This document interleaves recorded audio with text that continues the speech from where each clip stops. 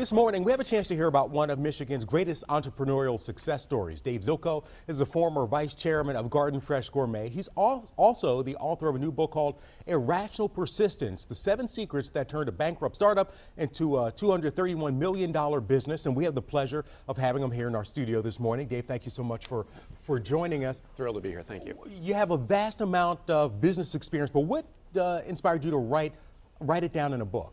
Well, a lot of people don't know that Garden Fresh was based right here in Detroit.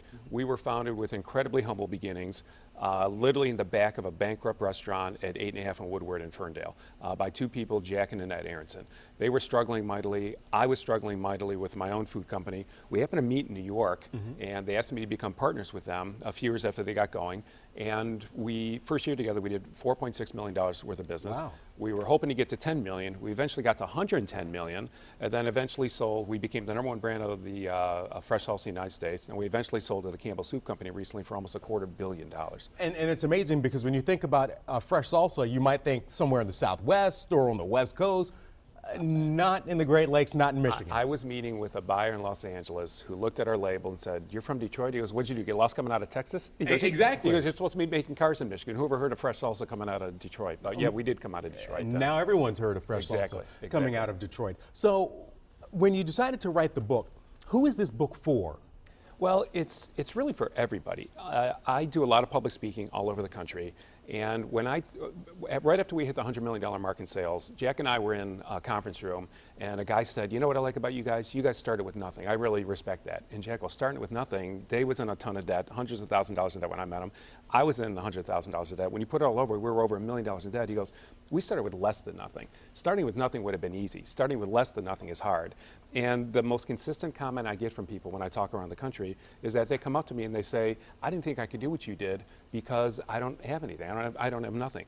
When I heard that you had less than nothing, less than I have now, that really inspires me to try to live the life I've imagined for myself, to try to pursue my dreams. So the purpose of Irrational Persistence is really to both inspire people to pursue their dreams, to live the life they imagine for themselves, and to inform them how they can do it. So we've really taken 7 secrets that we learned along the way. We had made a lot of mistakes, had a lot of ventures, a lot of misadventures. Right. The book kind of reads like a novel. It's not a typical business book, but there's 7 secrets that we want to pass along from our experience so that people can build the company they want to build, whether they're starting out or whether they're running a sizable company already. What's the feedback been like, rather? It's been terrific. It's been out for a couple weeks. It already hit the national bestseller list, and I've been very flattered by it. And again, people seem to be connecting with the fact that it's not your typical business book. There's no charts, no graphs. It doesn't read like a textbook. It kind of reads like a novel. There's a real story arc to it.